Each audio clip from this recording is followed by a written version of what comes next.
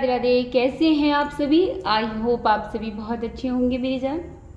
तो चलिए आज आप लोगों को लिए चलती हूँ प्रभु की एक और लीला, और ये भी सच्ची सच्ची घटना है ये। तो हमारे ही व्यूअर्स में से एक हमारी हिमांशी है।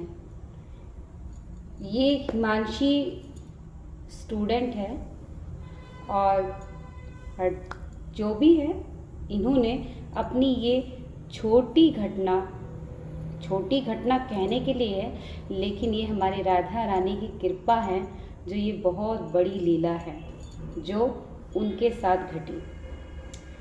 तो चलिए आपको लिए चलती हूँ।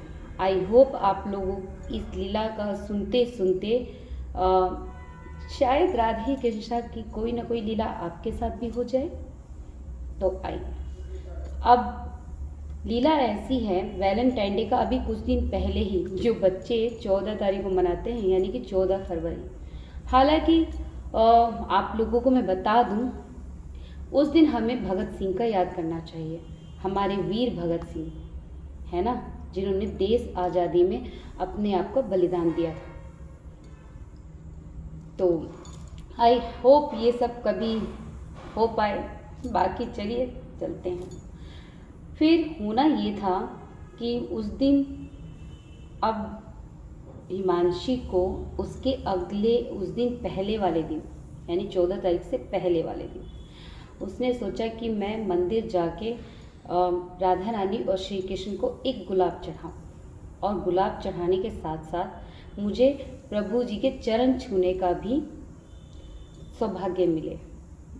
उसके मन में ये था, और उसने अपनी प्रार्थना कह दी कि हे कान्हा, हे राधे, मुझे आपके चरणों को छूना है, कृपा करके। ये दिली तमन्ना थी, उसकी ख्वाहिश थी, और वो ख्वाहिश उसने अपने कान्हा जी राधे जी को कह दी।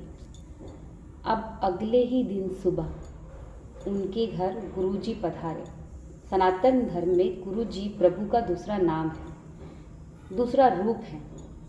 तो जैसे ही गुरु जी को देखा, उन्होंने गुरु जी के चरण स्पर्श किए। अब हिमांशी को लगा कि आज प्रभु के चरण छूने थे और संत महाराज के चरण छू लिए। तो जैसे ही चरण छुए, वैसे ही संत जी ने उनके हाथों में मिश्री दिया। अब ये मिश्री को लेकर सोची कि शायद ये प्रभु ही होंगे, जो प्रभु ने मेरी मनोकामना संत के रूप में कर डाला। अब देखो, जैसा हम भाव रखते हैं वैसे ही हमारे साथ हमारे प्रभु जी लीला करते हैं। अब 14 तारीख के शाम को गुलाब का फूल लेके और अपना जो भी मन की मनोकामना थी, दिल की तमन्ना थी, एक पत्र लिख डाला हिमांशी ने।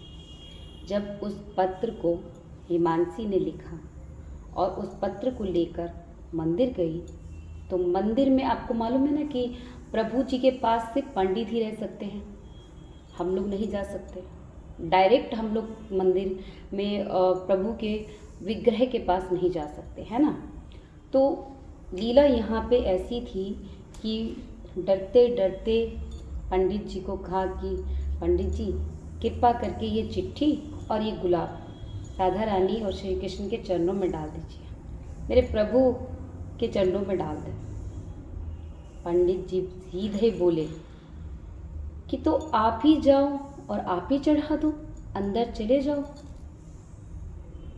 तब हिमांशी जैसे उसके रोम रोम खड़े हो गए, और वो बिना सोचे समझे अंदर गई।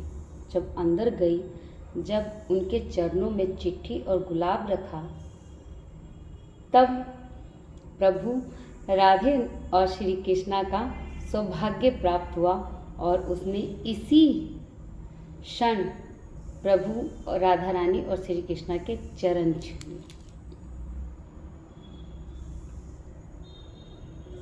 क्या कहते हो दोस्तों, इसे इत्तेफाक कहेंगे आप लोग, या फिर हमारे प्रभु राधे नारायण की कोई लीला कहेंगे, जो उन्होंने अपने भक्तों की यूं पूरी कर दी। है ना।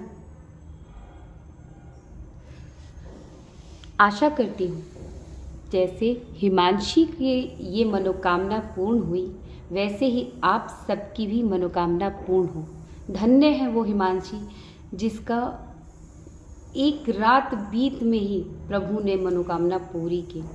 हिमांशी ने मन में सोचा कि आज तो कुछ और मांग लेती तो शायद वो भी सुन लेते, लेकिन जो भी था उसके लिए वो समय और वो दिन, आँखों से आंसू बह रहे थे कि कान्हा जी कितने कोमल हृदय के हैं, कितने कोमल हृदय के हैं, जो उन्होंने इस भाव को क्षण भर में पूरी कर दी।